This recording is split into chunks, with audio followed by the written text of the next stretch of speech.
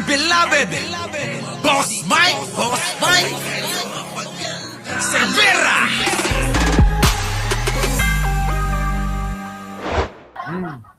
Sang-ayon dun sa ginawa niya. Because I think, putok. Putok. yan. Eh, Kasi para sa akin, ito naman si Jokno, mukhang tinabas mo na yung ngipin mo mukhang na-open kay Rodrigo Duterte Dati laki ng ngipin nito Lumiit na hindi daw niya sinasang-ayunan na ang Pangulo daw nagbabalita ng kung ano nangyayari kay Saldico. Mga kababayan, pakinggan ho natin. Pasok!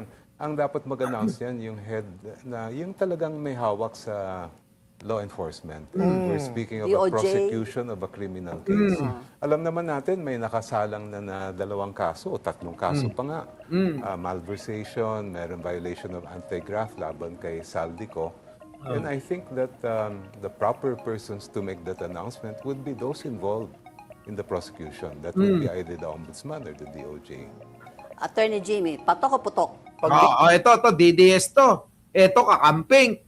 Di ba? Kakamping. Walang walang loyalista dyan. Walang loyalista dyan. Dapat inimbitan nyo ako para naman may masabi tayo, tuloy. Bigyan po natin si PBBM kahit sandali, Anong kahit sandali? Wag mo nang plastikin, rektahin mo na. Alam naman namin kung anong kulay mo At saka wag mo nang pangaraping maging senador. Hindi ka mananalo. Maniwala ka sa akin. Jimmy Bondok, kumanta ka na lang. Idol ka pa namin doon sa pagkanta mo. Pero yung pagiging politiko, kalimutan mo na, hindi para sa'yo. Ako nga para sa akin yan, pero hindi ko inabante. Dami mga kababayan. Ilang taon ba ako 21 pa lang ako, 22, 23, ganon. Pinapapasok na ako Meron na isang congressman ang gustong patakboy na kong bilang konsyal bakit? Ayoko bakit? Bakit? Hindi ba tayo po pwedeng tumulong sa kaparaanan natin? Ayoko naman mga kababayan na ang mangyari kasi nung panahon na yon. Meron na tayong di ba?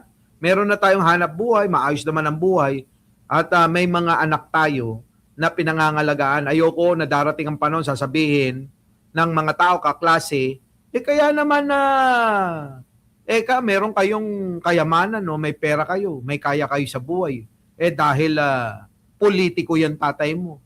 Malamang yan nagnanakaw Yun yung iniiwasan ko Oo, yan ang iniiwasan ko. Ngayon, kahit daw saglit, tinan nyo. Patok o putok? Pagbigyan po natin si PBBM kahit sandali, patok. Pagbigyan lang natin. Kasi po, alam mo, kung minsan naaawa na ako sa Pangulo, parang hindi niya na malaman kung anong persona niya ang matatanggap ng publiko. Yung Ayan, tayo tanggap ng publiko si Pangulo. Di ba? Tanggap na tanggap. Tuloy. active ba o yung tumatahimik lang. And this time, he has spoken up. Pagbigyan natin. And besides, yung tweeting, politics by tweeting, pinauso na ni Trump. It's a new world we live in. Yeah. Hayaan na natin siya.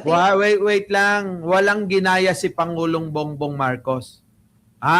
Kanyang sarili yon. Original yon. Diba?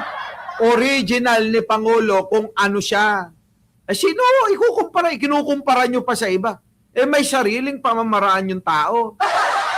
Natin kung magustuhan ng tao yung pagiging proactive niya sa social. Tignan nyo si Jesus Palsis, yung itsura. Diba mga kababayan? Tignan nyo, mukhang hindi sang-ayon, Attorney Jess. Well, sa akin patok. Kasi Patok. not aside from the social media, ngayon, kailangan lahat i-update mo na through Yan. social media. But because Correct. a few hours before PBBM posted or announced, meron ng circulating rumors Correct. sa social media. Plus, I think isang media outlet nagsabi na Philippine authorities are trying to confirm whether or not Zaldico has been arrested in Prague, etc., etc. So, 30 minutes after, nagkaroon ng mga ganong circulation, Na-leak na yung na information. kinonfirm ni PBBM. Yeah. So, ang okay sa akin, not the fact na si PBBM ang nag-report, but the fact na at least kinonfirm na niya kagad to end all speculation. Yes. Hindi mo na kailangan tanungin si Yusek Claire, hindi mo na kailangan tanungin si DFA. To get ahead of the... It is what it is. Yeah. Ayun! Kita nyo mga kababayan ako sasang-ayunan ko, yung pong katwiran ni Jesus Palsis. Tandaan nyo, karamihan po sa atin ay nasa social media. Nasa social media world na tayo. Na ang mga tao nakikibalita sa social media gawa ng teknolohiya. Advanced technology. Di ba, Leonora Brown, ano? Oh, sige po, ingat po muna. Di ba? Yun eh. So ngayon, yung ginawa ni Pangulo yun, talagang nag-circulate na yan. Marami ng mga nagbalita, nag-upload, nag-post na mga mainstream media kung ano yung nangyari kay Saldico. Ngayon, kinumpirma ni Pangulo. Oh, ano na yun? Chel joke, no? Ano pa yung sinasabi mo? Si Pangulo na nga yan. Ano ba pagkakaiba? Sabi, dapat PNP ang nagsabi. Dapat DOJ. Dapat baka AFP. Dapat NBI. Ano pagkakaiba nun? Alam nyo ang Pangulo, ngayon kailan pa ba nagsimula si Pangulo na nagre-report sa mga nangyayari? 'Di ba? Sa mga nangyari dito sa crisis sa Langis. 'Di ba si Pangulo ang nangunguna? Oh, ngayon, ano naman ang problema? Kung ang Pangulo ay magsabi kung ano nangyari kay Saldico. Masama ba 'yon? Hindi ho. Bakit? Huwag niyong kakalimutan, si Pangulong Bongbong Marcos, vlogger. Oh. Tama, mali. Nakalimutan yata nila Si Pangulong Bongbong Marcos, vlogger yun. Bago naging presidente. Mga tatanga-tanga talaga kayo Mapipigil nyo ba yun?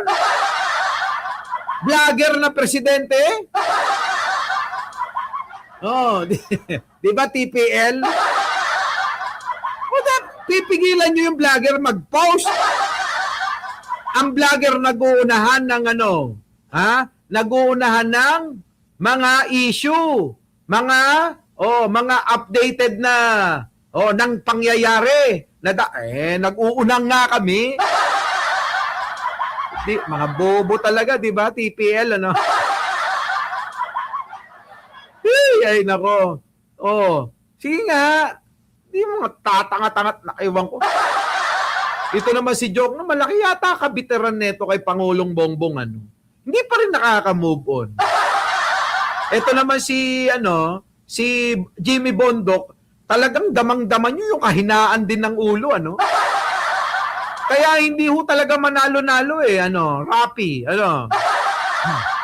dyan sa Las Vegas, shoutout sa inyo, Marian Escaso, sa lahat ng mga bagong dating, Rowena Reyes, mga, ewan ko ba, mga hinampil. Tulad ni Atty. Claire Castro. Eto, bibigyan ko kayo ng trivia. Bibigyan ko kayo ng trivia para mas mainuwaan nyo, mga dides, lapitan kayo. Alam nyo ba na ang Pangulong Bongbong Marcos mula nang nag-umpisang maging presidente ay hindi kumuha ng kanyang spokesperson? Baka hindi nyo alam yon. Si Pangulong Bongbong hindi kumuha yan. Mula nang naupo kahit pa naging secretary, PCO secretary si Attorney Trixie. Sinundan nung si Chavez. Cheloy pala. Sinundan nung Cheloy Garapil. Sinundan ni Cesar Chavez. Sinundan ni sino to? Yung sumunod nakasabayan na ni Atty. Claire Castro. 'Di ba? Sino 'yon? Yung sinundan ni netong si Secretary Dave Gomez.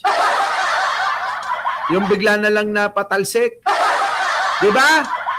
Mga kababayan, nag-umpisa po na magkaroon. Elaine Agapay, thank you naman sa pagiging member mo. Sana all. 'Di ba? Oh, sino yon? Sino yon? Nakalimutan ko na eh. Jay, oh. Sinundan Jay Ruiz. Yan, oh. Sinundan niya, pinalitan niya si Jojo, Cesar Chavez, Jojo Chavez tuloy eh. Cesar Chavez, tapos si Jay Ruiz. Oh, doon ho nagkaroon ng unang pagkakataon na meron na hong tagapagsalita si Pangulong Bongbong sa katauhan ni Atty. Claire Castro. Nakuha nyo mga kababayan ko? Yan ang hindi nila naiintindihan eh. Sino nagbabalita? Vlogger nga eh. Di ba? O, nagre-report siya no? O, kada linggo, maglalathala siya kung ano nangyari sa buong isang linggo, sa buong isang buwan, isa-summarize yung mga nangyari. Ganon si Pangulo. O, dahil nga ho, ginugulpi na ho ng papalakas ng puwersa ng kadiliman, si Pangulong Bongbong Marcos, abay, napag-isipan ho, napag-isipan ho na kumuha ng tagapagsalita na para hindi maabala ang Pangulo sa mga trabaho at sa mga meetings, mga proyekto na dapat tinututukan ng Pangulo. Ayun. Oh. Diba? O ano na nangyari? Meron na ho tayong Yusek Claire Castro na lumabas. Ganon. Ngayon mga kababayan ko. Kaya ho mga kababayan, etong mga nagsasabi na tulad ni Ngipin at tulad ni Bondo, kaya tignan nyo itsura. Hindi ako sang-ayon dun sa ginawa niya. Because I think, Putok. yan. Kasi para sa akin, ang dapat mag-announce yan, yung head, na yung talagang may hawak sa law enforcement. Diba, para bang tinatanggal yung karapatan ni Pangulo na maglathala o magbalita eh. Ingot din to eh. Chel, alam mo minsan, yung kapaitan mo, tanggalin mo na. Hindi na yan makakatulong. Wala na kayong magagawa kahit anong pait nyo kay Pangulong Bongbong. Mananatili yan na magiging presidente hanggang 2028. Pag minalas-malas pa, baka mamaya ang mangyari, di ba? Ang mangyari, baka maging ano yan, di ba? Prime Minister, wala na, tapos na kayo. Puntahan natin si Yusek Claire. May pinaglalaban. Ito sa mga hindi ho nakakakilala kay Yusek Claire, na magiging senador ito. Pass out! May nagbabayad na ibang bansa Nako, para eto na. bayaran itong mga... Tingnan nyo mga kababayan ko. Pakinggan nyo ho itong litanya ni Yusek Claire Castro. Ito. Pasok! Pasok, Yusek Claire. May balita May nagbabayad na ibang bansa para bayaran itong mga trolls at itong mga trolls ay para sirain yung interest natin. So yun yung mahirap. Yan. Meron tayong mga kababayan na nabibili. Tapos binibenta yung sariling integridad ng Yan bansa na. natin. Nako, okay tanyo mga kababayan ko. Sino ba tinutukoy dyan na bansa na nagbabayad para sirain yung ating interes? Sino ba nababayaran? Yung mga DDS. Mga kababayan, yung mga DDS. Sa totoo lang ako, nag-iisip-isip na nga ako na wag nang sumasama sa mga gawain ng Malacanang o ano pa man. Ayoko na para hindi ho nababatikan Parang gusto ko na lang na dito na lang ako sa aking studio. Di ba? Ganun na lang. Kaysa na babatikan ka pa, na pag-iisipan ka pa. Siguro mga kababayan, dito na lang tayo sa studio at bahala na. Para hindi ho tayo nasasama sa, ewan ko ba? Ngayon, eto, si Yusek Claire. Ano masasabi niyo dyan? Totoo naman Meron daw bansa, alam niyo na kung ano yan. Malamang sa alamang. Mga kababayan, kongkoyla yan. Diba? Chiwiji, kongkoyla, ambochike, ek. Shisha, gocha, Di ba, mga kababayan? Mickey, Mami. Yan ho yun, mga kababayan. Tanong ho natin, sino ho ba nagpunta sa China para mag-training kung paano maging trolls, kung paano maging kritiko ng gobyerno? Sino? Sino-sino ang mga vlogger ang nagpunta ng China para mag-training, para maging kritiko, para maging troll at bumatikos sa gobyerno? Loyalista ba? Kakamping ba?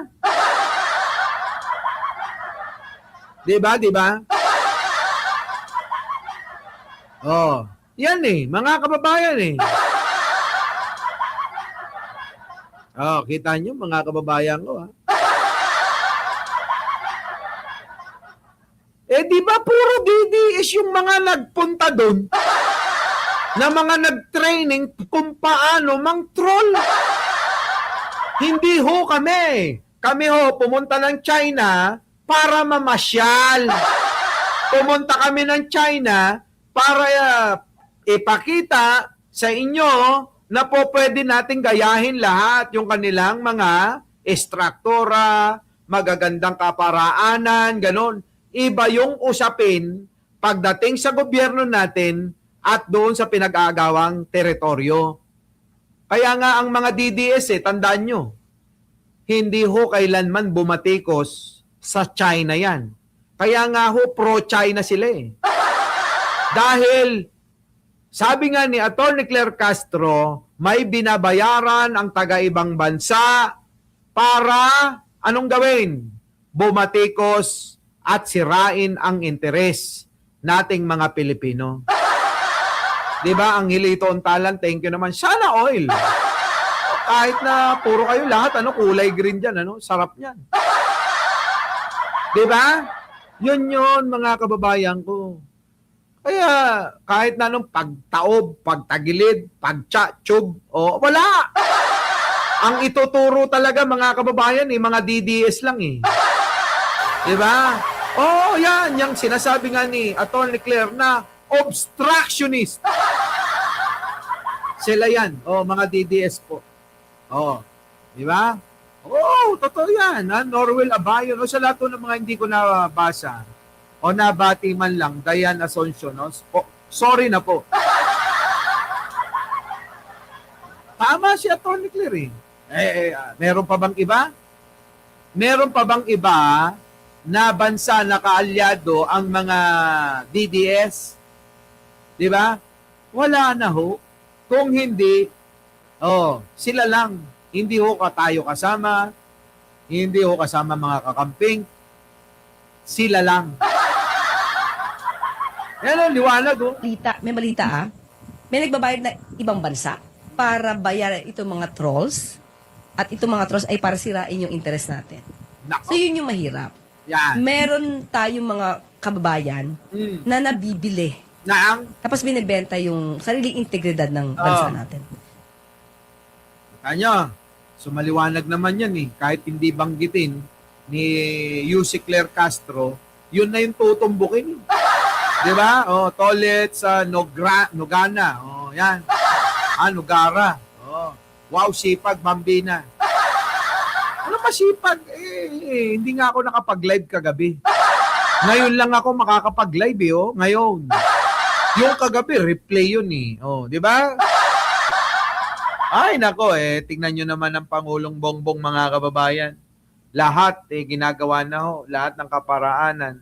Sabi ko nga sa inyo, nakakaawa na Awang-awa na kay Pangulo. Minsan ako napanghihinaan na rin ng loob Parang gusto ko muna bumalik sa dati kong buhay yung buhay ko na pa-office-office lang. Di ba? Papasyal-pasyal, babalyo-balyudong. Di ba? Nene, timpla mo akong kape. Mga ganon-ganon lang. Tapos puro chika babe yung mga kausap. kasama mo sa vlog mo, mga chicks, gano'n. Di ba? O, parang si Jen Angeles sana, di ba? Lagi kong kasama. Ha? Tubig? Oh, ayan, tingnan nyo. Ganyan mo ako kamahal ni Jen Angeles. Di ba? O, kita nyo mga kababayan, no? Inaalala ko lang, tinitingnan, ubos na ba yung tubig mo? No? O, ano kaya, bumalik na lang tayo sa ganong buhay, ano? Yung masaya lang, kahit konti lang nanonood, kahit 10 lang kayo. Tapos mag-iimbita tayo ng mga artista na ating interviewin, baka sakaling makatuluyan nyo. O kaya yung mga artista, yung mga na mga single dad, ano? Pwede 'yon, oo. O kaya yung mga artista na single mom. Baka pwede, di ba? Mga kaibigan naman natin yan eh. Oh. Pwede, di ba? Pwede, no? Pwede? Oh. Oh, di ba? Kwentong love life na lang. Gusto ko na mga kababayan na iwan ang usaping politika. Oo, minsan nadidrain na rin ako eh. Kapag kayong bang akala mo mga kakampi mo yung kasama mo, yung pala mga traitor no? Our beloved Boss Mike